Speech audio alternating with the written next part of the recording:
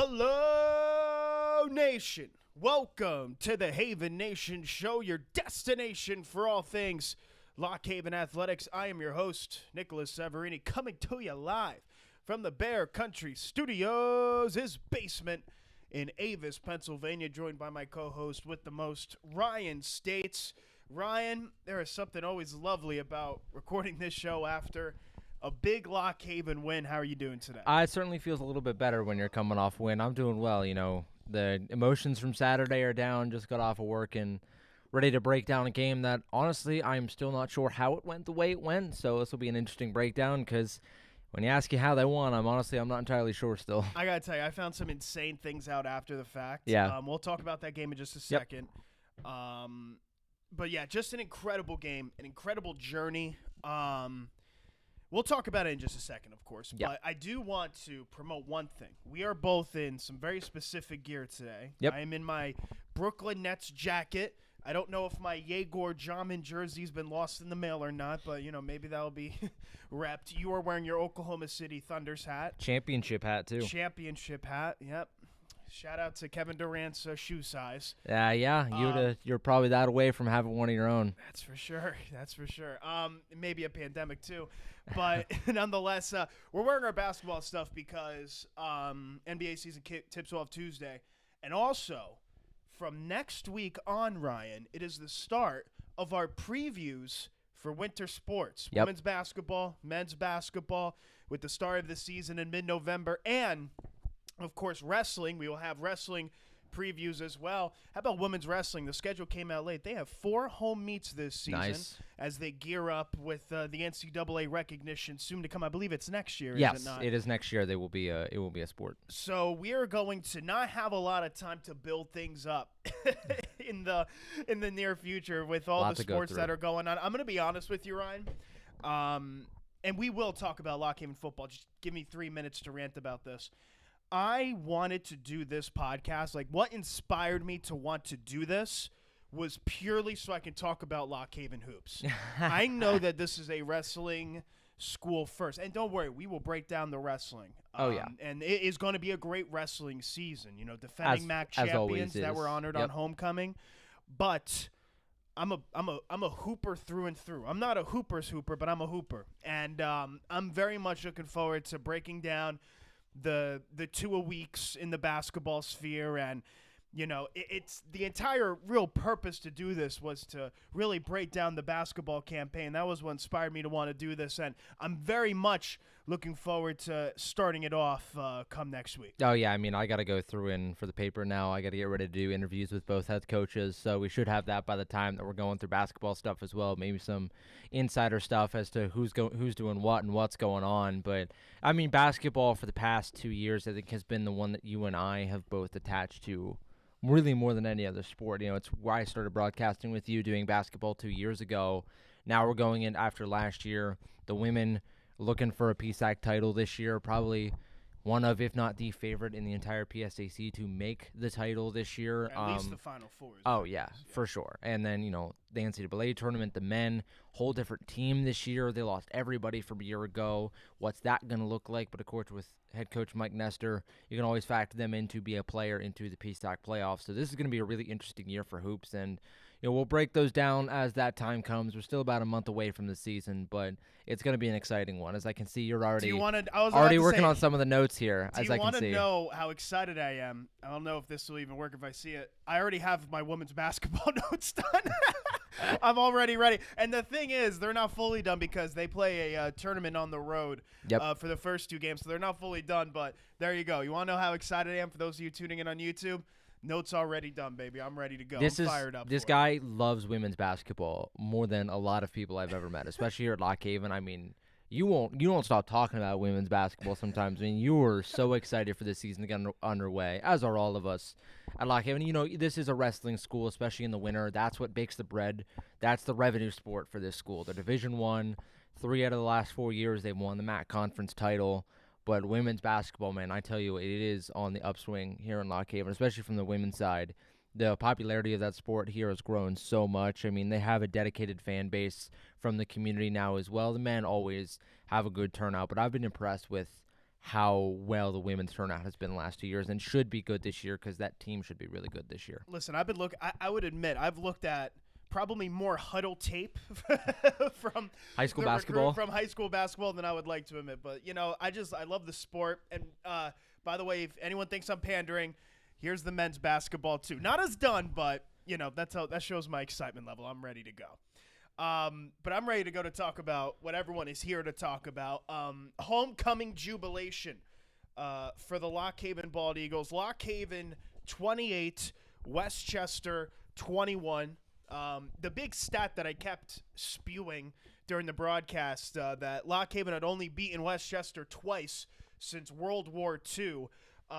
You made a note. I don't want to call you out. I apologize. That it was the first one since the Eisenhower administration. Wrong president. It was actually, yeah. I mean, here's the thing. I mean, you're in the 50s, so Close. It wasn't too far off. Oh, gosh, wait. Now I'm going to put on the spot here. Actually, was it Hoover? Yeah, I think it's FDR. What's FDR or Truman? No, it was after FDR because it was Truman. It was Truman. I say Hoover? Okay, forget that. Shout out Herbert Hoover. Probably wasn't too far off, but yeah, the Truman administration. And it came in comeback fashion. And I have spent a lot of time, Ryan, thinking of what the X factor was. At first, I thought it was because, we ran more than them. We did not. Nope. In fact, actually, the net yards favored Westchester. And I'm trying to compare this to other games. And I thought, okay, well, Ostrowski outplayed the Westchester quarterback, Colin O'Sullivan. And he did, but the other two wins, I would argue that wasn't really the case, especially not against Glenville State. Yeah, Bloomsburg, yes. And then I finally came to the conclusion as to what the theme is. This is just a resilient team. And yes. It sounds so cliche, and it sounds so like NBA Twitter, nonsense, but it's coaches talk. This team, it seems like just some nonsense that you see in a press conference, but I mean, Ryan, Lock Haven have outscored teams in the second half 45-14 in their last 3 games. And yeah, part of that's coaching. And I don't want to lose credit to the coaching staff because they built this culture, but this freaking team just doesn't give up in games. It's as if they have the memory of a goldfish in the best way possible. They don't let the momentum shift really affect them as much as I think other teams. And despite what I would call a very young team just in general, only 4 seniors starting on the defense. I'm trying to do the math quickly in my head. And only 2 seniors starting on the offense. And yet, they just find this mature, disciplined way to win these football games. We're going to dive a bit deeper into individual performers, but the thing that just stands out to me about this team just doesn't know how to quit in games. They don't quit even when they're down 35-0 in weeks. And it made the 14-point deficit almost look like nothing. Yeah, and that was going into that half when they were down 7 at halftime.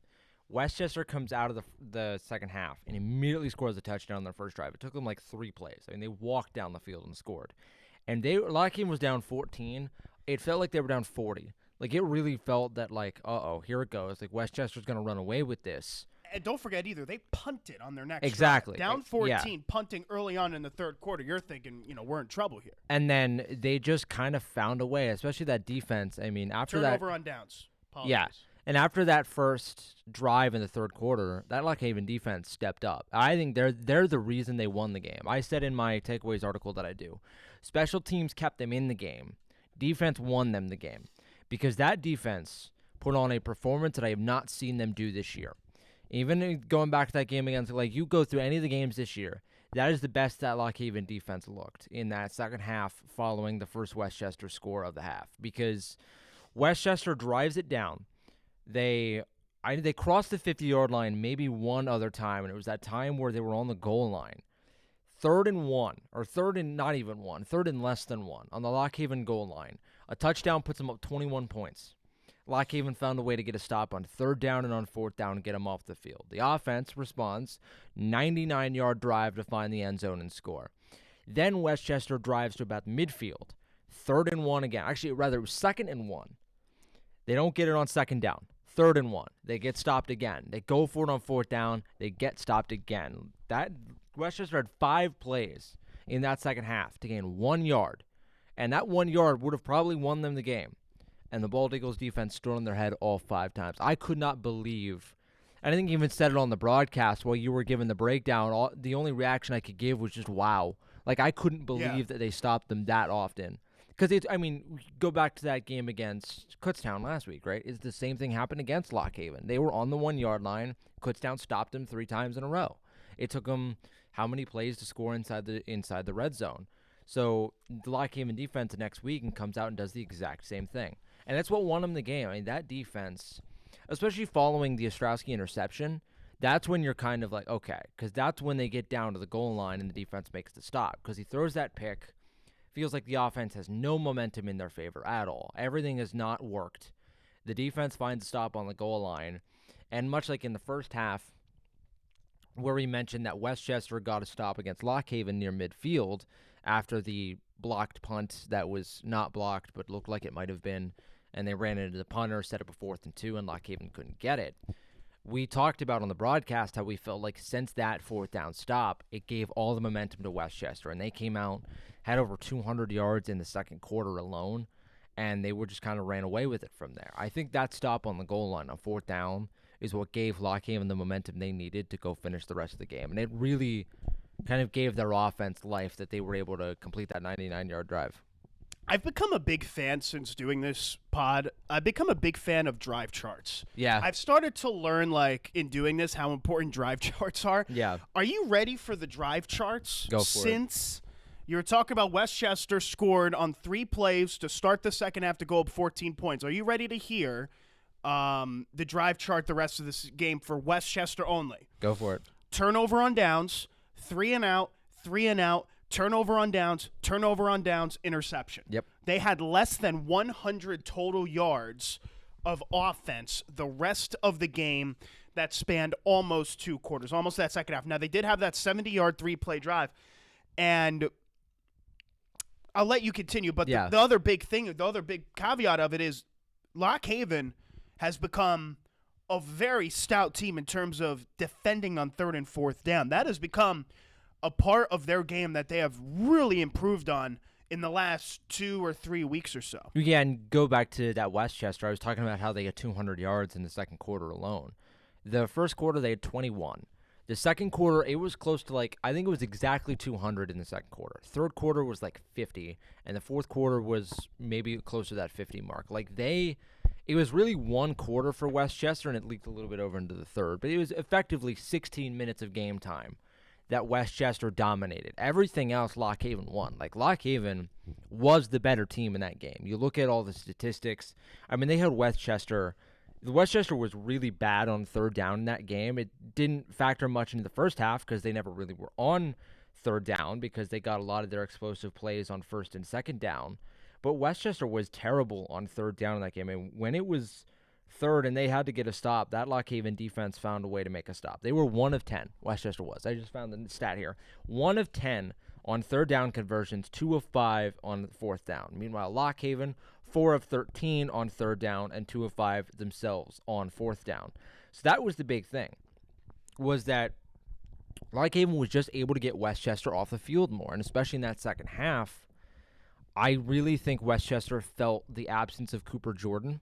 Because once Lock Haven was able to figure it out in the secondary and start locking up the Westchester pass game, they were dead on arrival, it felt like. I mean, they couldn't move the football once they couldn't throw it deeper down the field. Lock Haven made the adjustments. Westchester, if you don't have a quarterback that can run, that was an entire phase of their offense that got taken away from them because Jordan, who warmed up, was not able to go for the game. That was so huge for Lock Haven, but they outplayed Westchester in that game. I mean, you look at all the numerics. Westchester did outrush and outpass Lock Haven, but when it mattered most, it was the Bald Eagles who made the more plays. Can I play D2 football blogger for a second? Go for it. They were using their 3rd-string quarterback. Yeah. It was on the road, homecoming effect. Why does this tell me Lock Haven's a good football team?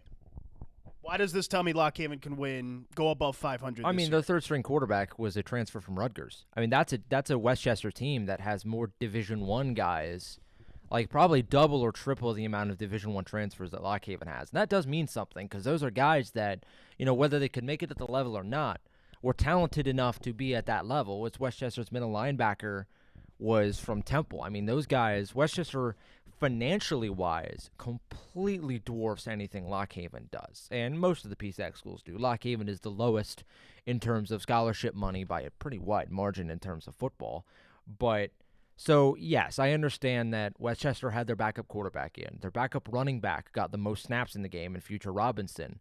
Backup receivers were getting more catches than some of their starters. Doesn't matter. For Lock Haven, even with Westchester without Cooper Jordan, that is a roster that on paper out-talents Lock Haven. Because on paper, a lot of rosters out-talent Lock Haven. Let me tell you, the game's played on turf. Exactly, and that's the quote, right? Games aren't played on paper, they're played on grass, or in this case, turf. But, so, yes, I understand that there's not a lot to take away from a team where you might say, well, they went to the wire against a team with a backup quarterback at home.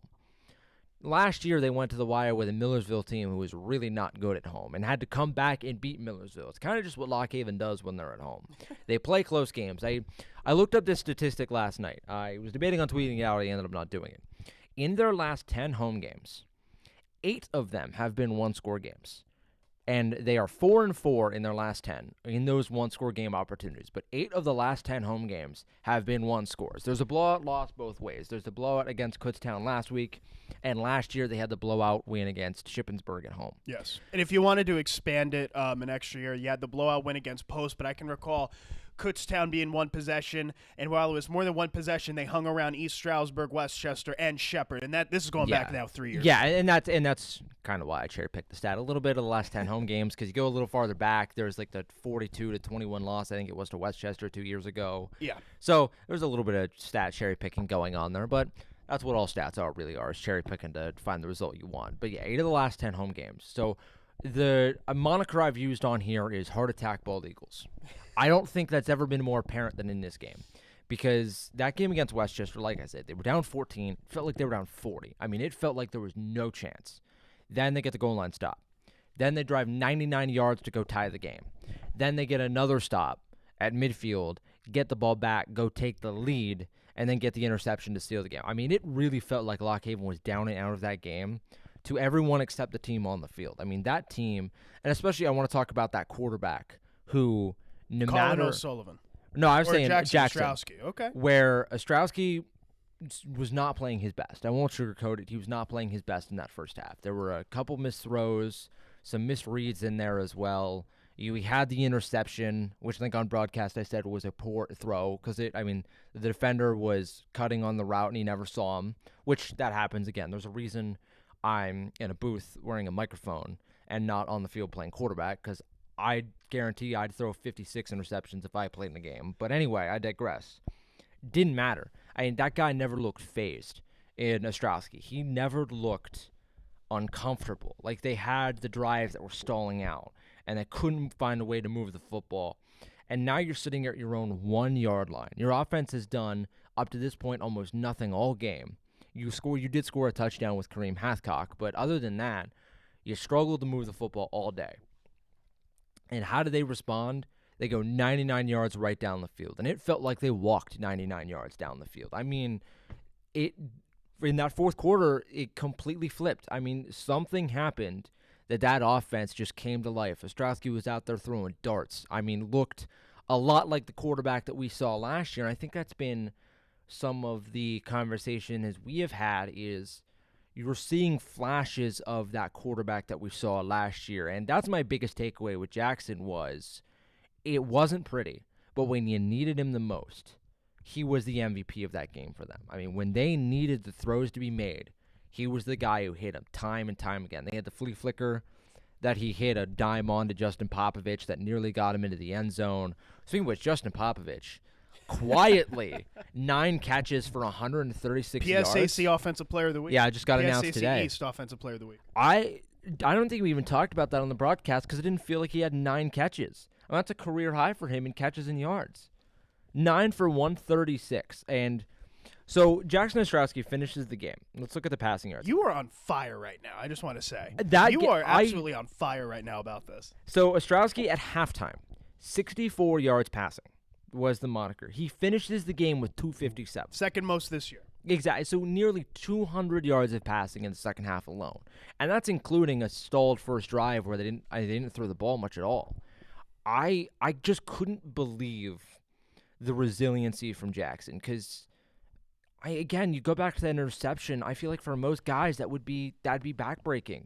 I mean, you get a chance, you throw the pick inside your own red zone, you're setting Westchester up inside your 20. Of course, the penalty backs it up to the 35, but for most guys, I feel like that would have been it. And he's not most guys. I got to give him all the credit in the world because he stepped up when they needed him most. He finished with a touchdown and interception. I've got to give him all the credit in the world because not a lot of guys could have responded the way he did at the end of the game, and he drove them down the field and led them to win. I mean, that is the captain of that offense. I feel like you need to drop the mic after that. You are on fire today. You are coming here with the pieces, reeling it back in, it all in. Yes. By the way, awesome stuff. I just let you go. That was great. I want to go reel back to the defense one more time. Yeah. And I think what made the difference defensively, and I think this has been a storyline the entire season, is a different guy stepping up. Yep. Like you had Jayon Perry and Markel Morgan. You had your stars, setting things up, getting the interceptions, Markel to win the game. Rocco Doherty, of course, stood out. They got 7 tackles. That was second on the team. Jayon Perry had 9 tackles. Karan Walker obliterated a guy on a play that didn't count. But, that's the thing is, Karan Walker had a momentum-shifting play that didn't count. He only had 2 tackles, but one that didn't count was his biggest factor. And I will say this. How about Isaiah Scott getting a season-high 4 tackles and pressuring O'Sullivan a couple of times there late? Not a lot of pressure on the edges. Ramo and McDonald have been one of the best edge partnerships, I think, in the entire East, but it was the center, mostly Isaiah Scott, with a lack of depth with the injuries to Maxim and Martinez, Scott really stepping up. And I think that's something I see on the defensive side of the ball a lot, are the playmakers. But now going back to your point, I just want to add on to it a little bit. Now on the offensive side, we talked a lot about that 99-yard drive. Can I just go through the 9-play, 10-play drive? Lockhaven gets the ball down by 7, 8:57 left after a goal line stop. And keep in mind, Ostrowski just threw a pretty poor interception, like you mentioned. First play, Demir Green, 11-yard rush. Second play, Demir Green, a 3-yard loss back to the 9-yard line. Then Ostrowski, catch it, throws to Justin Popovich, 16 yards, first down. No huddle. Ostrowski, incomplete to Jake Roberts. Second down. No huddle. Ostrowski, incomplete to Jake Roberts again. No huddle. Third down. Ostrowski passed to Connor Fultz, 21-yard reception, just his 4th reception of the year. 15-yard unsportsmanlike conduct for Westchester puts it to the 46. First and 10 at their own 46. Ostrowski passed to Ezekiel Johnson for 9 yards. At the 45, Ostrowski passed to Justin Popovich on a flea flicker, 43 yards. One play later, Ostrowski passed to Mekhi Watson, 2 yards for the touchdown. Ties the ball game up. That is one of the most beautiful, no, not one. That is the most beautiful drive I have seen a Lockhaven offense have in my 3-year broadcasting their games. And here's the key why. They faced third down once. I always say this because it is a very generic football saying, but good offenses get explosive plays on first and second down.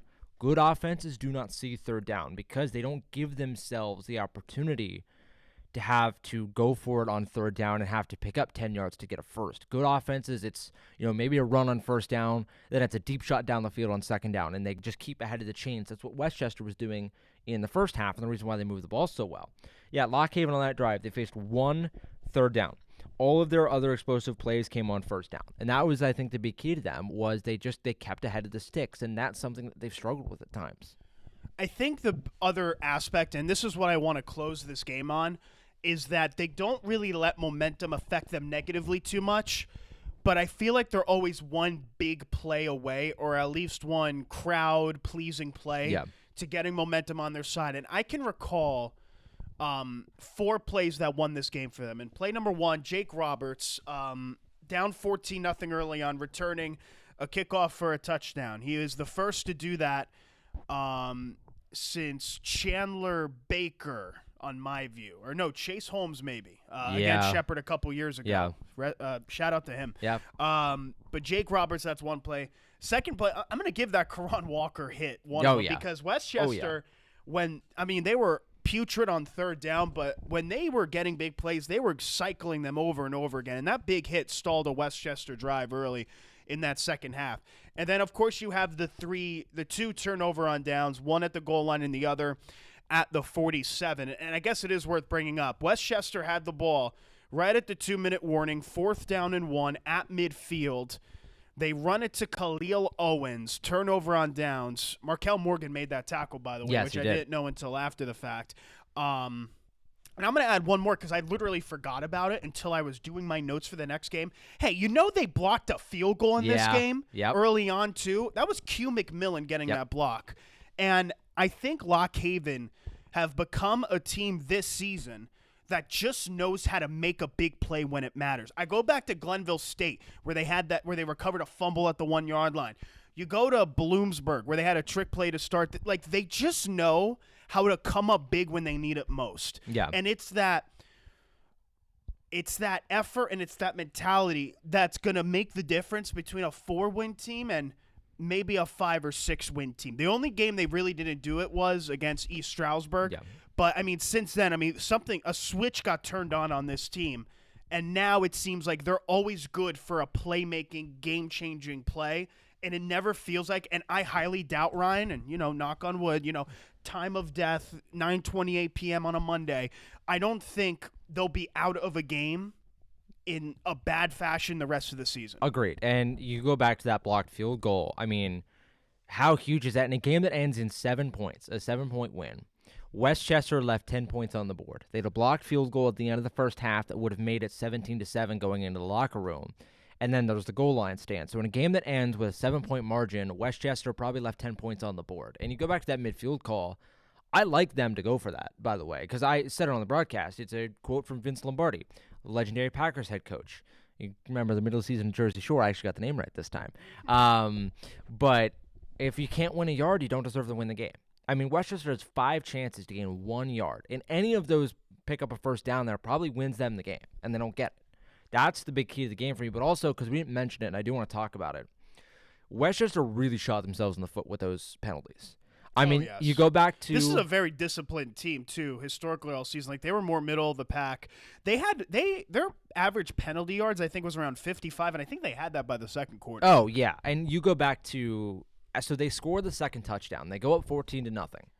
Then there's some talking after the play. They get a flag for unsportsmanlike conduct on the touchdown. That's going to happen. But what it does is it backs the kickoff up. It backs the kickoff up so far back, and that's the one that Roberts scores the touchdown on. Yes, it is, 88 yards. Because they're kicking from, their own 20-yard line almost? Yes, they are. So you're kicking from there. So Roberts, by the time he's at midfield, the first Westchester Gunners are just getting there. And they're so gassed from running 70 yards upfield that allows Roberts to spring free and score a touchdown. And then they have multiple other unsportsmanlike penalties. We mentioned it on the touchdown drive. They got a sportsmanlike conduct penalty. And they could have had more. There was one that I remember on a Lock Haven kickoff that a guy launched himself at a Lock Haven player. It was during a touchback. I think it was that touchback after another unsportsmanlike penalty. Exactly. That one could have been called, and it wasn't. And this is a trend I've noticed with Lock Haven a lot, is that they typically get teams over their season average in penalty yardage. And I don't know why. I do know there's a reputation about Lock Haven, and we've seen this on the D2 message boards especially, that a lot of teams do not like Lock Haven because they feel like they are entitled and that they are just annoying to play because they are very... It's almost like who are you to not be a basement dweller? Exactly. You have to understand, a lot of those old heads... Oh, that was mean. I'm sorry. For lack of a better term, they're so used to Lock Haven being a basement dweller. Yes. It's like, why are you... It's like, you know what I mean? They're used to getting... I wouldn't say a free win, but, they're used to not having to worry too much. And I feel like Dan Mulrooney implemented a real bad boy Pistons type of mentality where we're just going to smack you up and we're going to play tough, hard-nosed football. And now Joe Battaglia has kept a lot of those same players, but has added an extra level of discipline on top of it, where they're not. I mean, I'm pretty sure Lock Haven averaged almost over 100 penalty yards a game at points last season. They're under 60 now a game. I mean, penalties this team is more them. disciplined, and it's a lot of the same players that they've had. But I feel like discipline, especially, you remember the Cal game, especially after that Cal game in like the third week of the season, they've just done so well.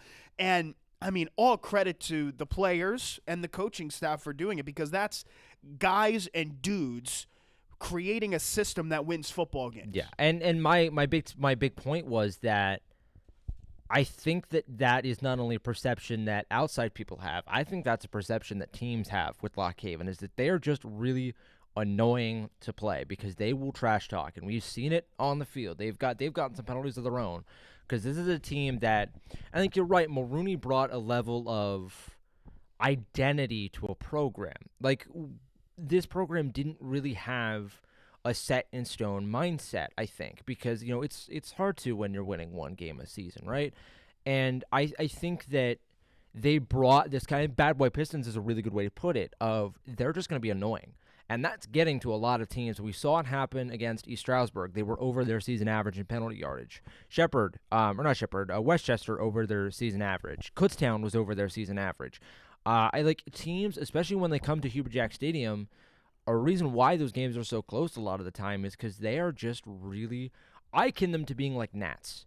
Like, where they are just going to poke and prod at you any way they can, and that's how they win games. I mean, they frustrate teams at times. We've seen it time and time again. We saw it against Westchester. I mean, you mentioned that's a team that uncharacteristically got hit with so many penalties in that game and so many unnecessary penalties in that game. And I think it's the point now where this isn't just a coincidence. This is something that Lock Haven is doing to other teams. They are intentionally pushing some buttons, getting away with what they can, and it's working out. I think you just nailed it on the head. Was that something you planned, or no? That is off the cuff. Okay, are you ready for this? Yeah. The three home games that Lock Haven has had this season, I am not going to include Kutztown. Okay. Because that was a game that was decided early. Glenville State, 8 penalties, 90 yards. Yep. East Stroudsburg, 12 penalties, 117 yards. That was the big game that I remember that was really bad. And then Westchester, 10 for 92. And I think East Stroudsburg historically have not been a well-disciplined team, at least this year. Yeah. So I don't think we looked at it, but maybe that is a factor that I haven't been paying attention to. I think that's the thing, is this team is just really annoying to play because they'll be down 14. Like, even in that game against Westchester, they were down 14 and they were trash talking.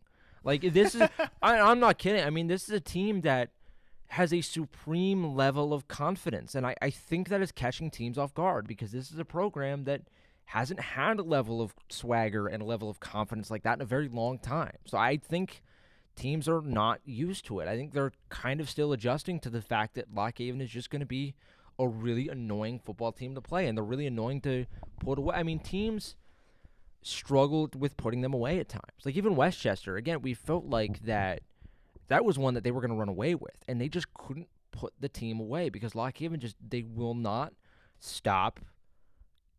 They just won't stop. That's my big thing. I was trying to look for another word there, but that's just what it is. They won't stop. They won't stop poking you. They won't stop prodding you, and they won't stop playing their hearts out to go win a game. It doesn't matter what the scoreline is. This team, like, I go back to that Callan game. I mean, you're down 35-7 at halftime. If there is ever a time, 35-0 at one point. Yeah, if there's ever a time to give up and just lay down, that was the time to do it. And they never IUP did. Comes to mind too. Exactly, and they never laid down. I mean, this is a team that is fighting to the end of every game, no matter if it's a 40-point blowout or a 4-point game. It's not going to matter. This team will not give up, and there's a lot of credit to that, and a lot of that is the coaching staff, but a lot of it is the players as well. Like, they have to believe that they can go win these games, and they are fully believing in it. Any closing thoughts before we talk about the game ahead? I don't know how they won that football game. That was my big, like, I was thinking all day about how I'm going to... out of the hat. Exactly. That's what and, it is. I was thinking all day of how I'm going to talk about this game. And I came here, I sat down as we hit the record button, telling myself, I do not know how I'm going to talk about this game because I'm still stunned that they found a way to win that game. That is a big credit to the character of that team. We both picked Lock Haven to win. Yes, 1 point wins for both of us. Yes, and Lock Haven, obviously, they win by 7, but it felt so dire, and they just never gave up. Resilient is, I think, the word you used. It's the word Coach That's Battaglia the word used that Coach post-game. Battaglia used on the Coaches Show. Shout out to the Coaches Show. Thank you for the shout out too, by the way. I forgot. I'm sorry for not going to watching that episode. The one episode I missed, they wound up shouting me out. I apologize. But yes, that's what Joe Battaglia said on the Coaches Show. Like, resilience. That's the first thing he said. It's the first thing I brought up to him, and he said, it's just about staying committed to it. And this is a really freaking committed team. Yeah, it's a good team, too. I mean, there were some questions of how good this team would be compared to other years because it's a very young team, and I think that's what shocked me most, is this is a young team that is doing this well. It's a good team. It's a good team. It's a good football team. I genuinely think it's a good football team. I think you can say that. Oh, yeah. Like, it's not – I don't think the win was a fluke. I don't think any of their wins have been a fluke this season. No. I think the way I see it, I think they've beaten every team. The two teams that they were expected to beat, Glenville and Bloom, they beat. Yep.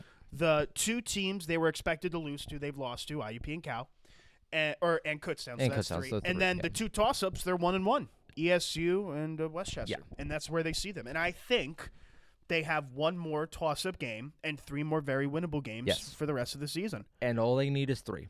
To get that 6th win, all they need is 3. That's. I know that's the coaches are given the want to know every week message. Yeah, they're really heavy on that. I've noticed that too. The real want to know mentality, which is such an interesting dichotomy from last year because I mean they were very open last year. That 6. Yeah, 6 was the goal. 6 was the talking point all season. I mean, I talked with Coach Mulrooney before the season of start hyping up if we can get to start it now so that when we get there, and of course they fall a hair short of it, but. It's such an interesting dichotomy of the talking points from last year to this year, but honestly, I think this year, knock on wood, it's doable. I mean, you mentioned they have one toss-up game, which is Shepherd, and they have 3 winnable games down the stretch. One we're going to talk about now, but 6 wins is right there on the table for them, and I'm really hoping they can go get it. All right, so if they are to get win number 4, it will be against Shippensburg. The Raiders, you know them, you'll love them. The Shippensburg Raiders come in. New identity, new logo. New identity and new logo. 1 out of 10 on the new logo. Worst logo, but Ooh. worst logo. Oh, no. I mean, compared to the last one, I mean, you're the Shippensburg Raiders. Where's the ship?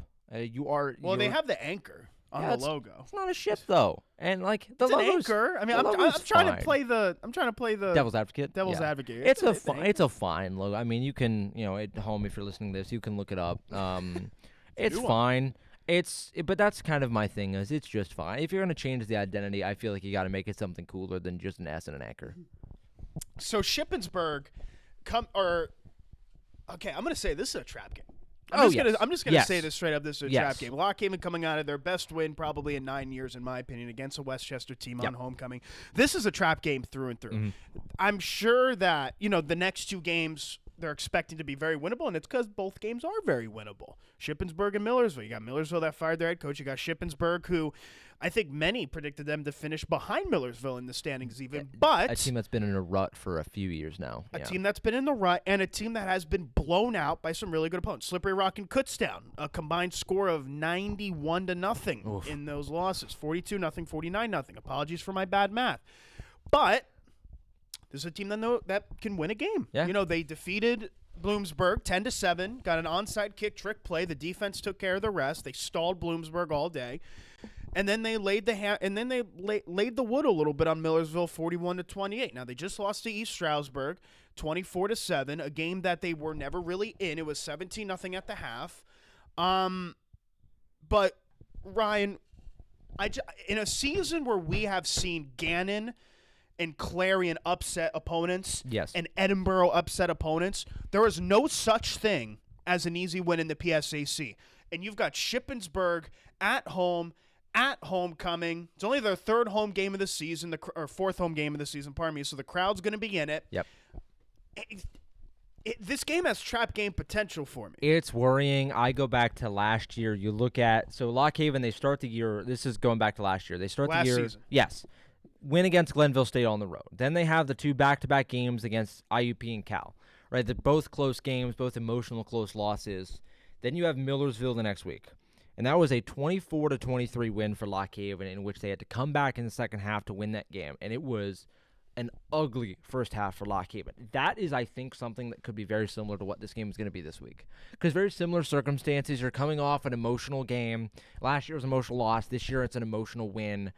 You're going back on the road for the first time in 2 weeks. This is the first of a 2-week road trip to end your season on the road, that is. They still have the 2 at home to end the year. But this is the first of a 2-week road trip. This is, if there is ever a game that Lock Haven is going to drop, it would be of the 3 more winnable games. That being Shippensburg, Millersville, Gannon. It would be this one, because this one is, now you know what's on the line, right? Now you know that, because I'm sure that 6-win moniker, even if they won't come out and say it, I'm sure that's still being talked about in the locker room if they have a chance to go and do that. Now you know you have a wiggle room of you can still lose a game and get there.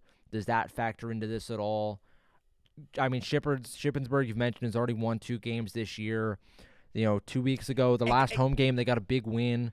If I may interrupt, too, I mean, tough opponents. Clarion, who had an electric start to the season, was one of their losses. Slippery Rock, Kutztown, and East Stroudsburg, who is a bit of a wild card team, and I know they weren't in it, but, I mean, you can make a case that Shippensburg, with an easier schedule, could have a 3rd win on the season. I'm not saying that they're setting the world on fire by any means.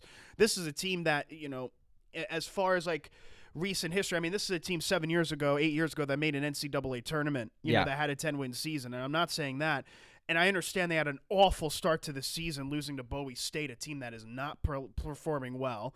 But I don't know. I feel like there's no such thing as an easy win, and anyone that thinks this is an easy win needs to be corrected, because Lock Haven still needs to play at their best.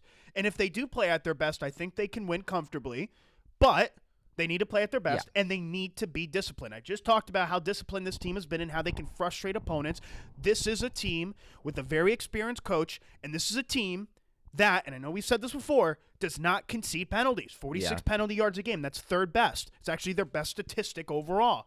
So this still needs to be a buttoned-up performance, and you can't take your foot off the gas, because if you do, I saw Bloomsburg take their foot off the gas in this against Shippensburg, and look what happened to them. Yeah, and, that Bloomsburg game, I think, was a real litmus test. And, of course, Bloomsburg not proven to be as good as we thought they were going to be. I think they're 1-6 right now. Bloomsburg is they're struggling, going through it right now. But they beat Edinburgh, and I'm pretty sure that's it. Their only win. Yeah, I forget what happened last week, but I knew it was not pretty. The Bloomsburg has been lost to Shepherd. That's what it was. So Bloomsburg has been struggling as of late. So that win does not look as good as we thought it did to begin the year. But Shippensburg is, again, you mentioned a veteran head coach. This is staff that's been there. They've seen everything. This is a very dangerous game for Lock Haven. I am honestly worried about this game for them, because if there was ever a game to draw, and you mentioned how deep the PSAC is this year, I akin it to what the SEC is this year. Now, stay with me a minute. A lot of people compare the PSAC in Division II to the SEC in terms of the parity. Maybe closer to the Big 12. Yeah. Because, you don't have, like, some of the big guns out there. I mean, maybe that's a better comparison, is the Big 12 this year, of where there is Kutztown. We'll say Kutztown is, of course, Texas Tech just lost, so I can't use this analogy anymore. But you know what I mean. Kutztown is head of the pack, right? It's them, and it's a drop. And it is a significant drop to everybody else. We just saw IUP, who I thought is that caliber of team. They just lost to Slippery Rock. Slippery Rock, Cal, and IUP are beating each other up. Exactly, yeah. And the West is just a war. The West is going to be a bloodbath to end the year. But there's no real floor. There's just a lot of middle of the pack. Maybe Millersville. I was gonna say, just because of the new coach and everything. And and that's probably the only. Yeah, because you have Shepherd, who is not as good this year, but still a very dangerous group with a very dangerous head coach and an experienced group that team's gonna steal games. That almost beat Slippery Rock. Exactly, that team steals games, and they're going to the rest of the way. Shippensburg is going to be a dangerous group. Bloomsburg, we still mentioned the talent is there for them to get a big win or two. Clarion has had a really good start to their season. Gannon beat Slippery Rock. Seton Hill beat Cal. So the middle of the pack, Lock Haven nearly upsets ESU, right? So the middle of the pack there is so congested that these games are not guaranteed. Like, there is no guarantee win on the rest of the schedule for really any team in the PSAC, and there's no circle a win already like you could sometimes in years past, right? So, we talk about how they have 3 winnable games down the stretch in Gannon, Shippensburg, and Millersville. Those are 3 winnable games. Those are teams projected to finish worse than Lock Haven this season, teams that have performed worse than Lock Haven at points this season. Of course, Gannon has the high of beating Slippery Rock, but those are teams that have performed under what Lock Haven has this year. So those are winnable games.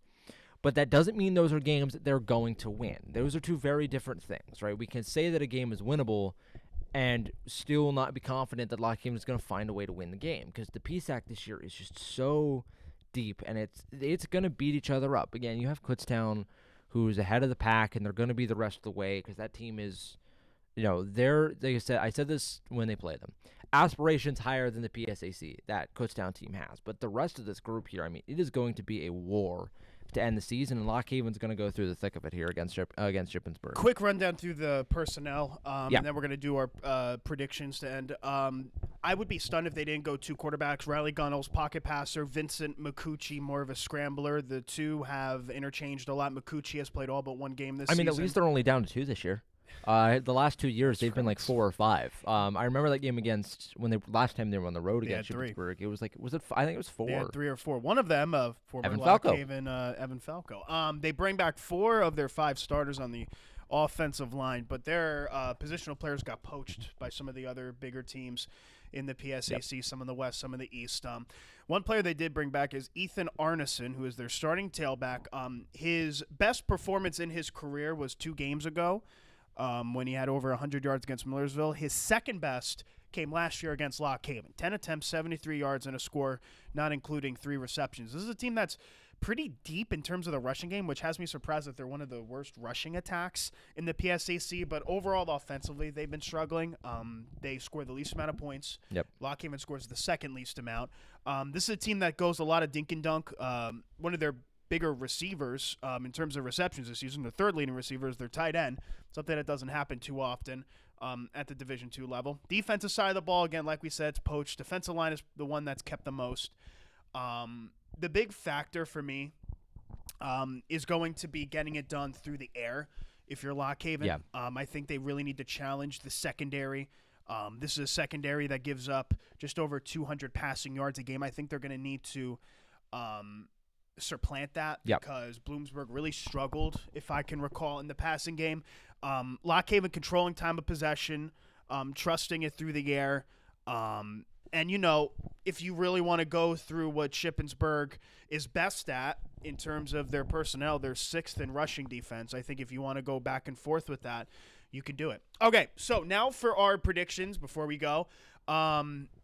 We are both a perfect 7-0 when predicting Lock Haven results this season. You are 6-1 against the D2 football spread. I am 5-2. We both picked Lock Haven to beat that -3.5 spread. The spread today is for this week -5.5 in favor of Lock Haven. So Lock Haven is a 5.5 point favorite. That surprises There's a me. saying that you give 3 points to the home team. So on a neutral site, it'd be 8.5, a 2 possession, but 3 points given to Shippensburg because it's home. It being homecoming as well is, I'm sure, a factor. Yeah. I will go first here because apparently you're the Nostradamus of this. 6-1 against the spread. I think your only loss against Glenville State, week 1 of the year. Yes, because we projected them to pick. Yeah. Anyway, I have Lock Haven winning and covering 28-14. I think this is a bare bones game. I think Lock Haven starts off strong. Maybe goes up 14-7. I think it's very similar to the game 2 years ago at Shippensburg where they took a bit of a commanding lead, 14-7. They snuff Shippensburg a bit offensively. Shippensburg does get 2 touchdowns, in my opinion, for what would be just the 3rd time this season. But I think that second touchdown comes when the game's a bit decided. I think Lock Haven has control of the game most of the time. And I think they spoil homecoming for the 2nd time in 3 years at Shippensburg and get their 4th win of the season. That's my prediction. Lock Haven 28, Shippensburg 14. The Bald Eagles win and cover. Okay, I'm going to think about. I think this is going to be a rock fight. Like, I think I would be surprised if both teams score over 20 in this game. I genuinely think. You think it's that close? Yes. Because that plays in the Shippensburg really well. I think 17-7 Lock Haven wins. Like, okay. I think this is going to be. We're going to see the offense for both sides struggle in the first half. Like, I'm going to go off of history. Lock Haven, they're going to come out. The offense is going to struggle at times. Because the only game we've really seen them not do that is that game against Bloomsburg. Every other game, they have really struggled to start the game. So I'm going to say that they start off a little slower, maybe try to establish the ground game early on, and just kind of wear Shippensburg down. I think Shippensburg is going to have trouble scoring. I'll give you an extra one. I think Shippensburg is going to have over 3 turnovers in that game, or 3 or more turnovers in that game, I'll say. After Westchester had 5 last week. So I think Lock Haven, well, I won't count turnover on downs. I'm going to say purely interceptions or fumbles, they'll have 3 or more. Okay. I think Lock Haven's going to take the ball away. I think that defense is going to lead them to win. I think the offense is going to get it done in the second half. They'll find a touchdown and a field goal. I genuinely think halftime is going to be 7-0 Lock Haven leads. I'm expecting this to, because not Westchester, Shippensburg, they're playing for everything. Homecoming for them. They're looking to get a big win at home. They're coming off of a big win at home, but last time they were at their stadium. So I think this is going to be a first half. That's a complete battle between the two teams. I think Lock Haven wins. I will say they cover the 5.5, but I would not be surprised if we're in the fourth quarter and this is a 1-score game. Wow, all righty. Sets up for a good one on the road for Lock Haven. Hey, we've got a very busy week at the Bear this week. Starting Wednesday at 5 p.m., we will have Lock Haven field hockey. They take on Bucknell at 5 p.m. Check it out on the Bear. And also on Friday, another field hockey game, Penn State University at 3 p.m. And then at 3 p.m. after that, I'm driving to Jersey Shore because the Bulldogs have their regular season finale against their noisy neighbors that have been less noisy as of late, but can still be noisy. That's Central Mountain. Coverage starts at 6:30 for a 7 o'clock kickoff on the Bear. And then Saturday, we're on the road at Shippensburg. The Bald Eagles taking on Ship. Coverage starts at 10:30 with a replay of this one. So if you want to replay it, feel free to do so. But pregame starts from Ship at 12:30. So it starts at 11. Pardon me. Pregame coverage at 11. You'll have pregame at 12:30, Haven Nation at 11 on the Bear Country Sports Network, which has a 1 p.m. kickoff. I also did want to mention quickly before we wrap up, shout out to PA Football News as well. Obviously, those who looked on the link last week, now you can find us on the PA Football News website as well. We've gotten picked up there, so huge shout out to Billy and them for taking on our show as well as we continue to try to expand. And the more we expand, the more we get to do this. Hey, thank you very much, PA Football News. There you go. That's the show. So for Ryan States, I'm Nicholas Severini. You've been tuning in to the Haven Nation Show.